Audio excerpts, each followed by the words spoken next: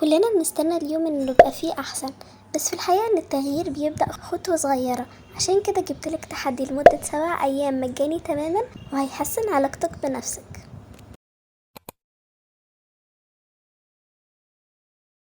السلام عليكم، انا ملك، وفي فيديو النهاردة هنعمل تحدي 7 ايام عشان تبقي احسن نسخة من نفسك، وكمان تحبي نفسك من غير ولا جنيه.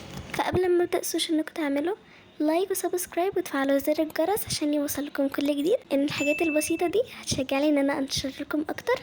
وبس خليكم مع الفيديو، وما تنسوش صلوا على النبي.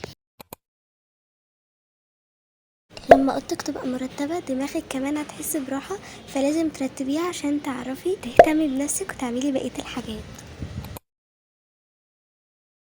اشربي مية، كلي اكل فيه خضار او فاكهة، اتحركي لمدة 20 دقيقة، او لو مش تتحركي اعملي بلاتس او تمارين. المهم انك تتحركي عشان صحتك. اغسلي وشك، اعملي روتينك الصباحي، رطبيه لو عندك مرطب، روقي على نفسك كده، واوعي تلمسي الحبوب عشان بشرتنا هتبوظ.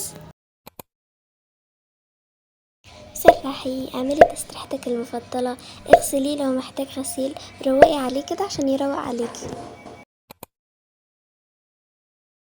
اهتمي بأظافرك بشفايفك وحتى نظافتك الشخصية، لأن التفاصيل الصغيرة دي هتحسن مزاجك اوي.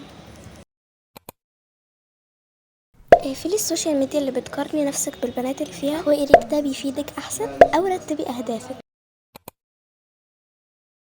البسي اللبس اللي بتحبيه، حطي برفيوم، خدي صورة لنفسك، اكتبي حاجة حلوة عن نفسك، لان صدقيني الحاجات دي هتخليكي تحبي نفسك اكتر وتثقي بنفسك. التغيير الحقيقي مش بيحصل في الاسبوع، لكن الاسبوع ده ممكن يكون البداية. لو عجبك التحدي ما تنسيش تكتبيلي في الكومنتس هتبدأي من امتى وانا هشجعك. وبس بحبكم قوي، باي باي.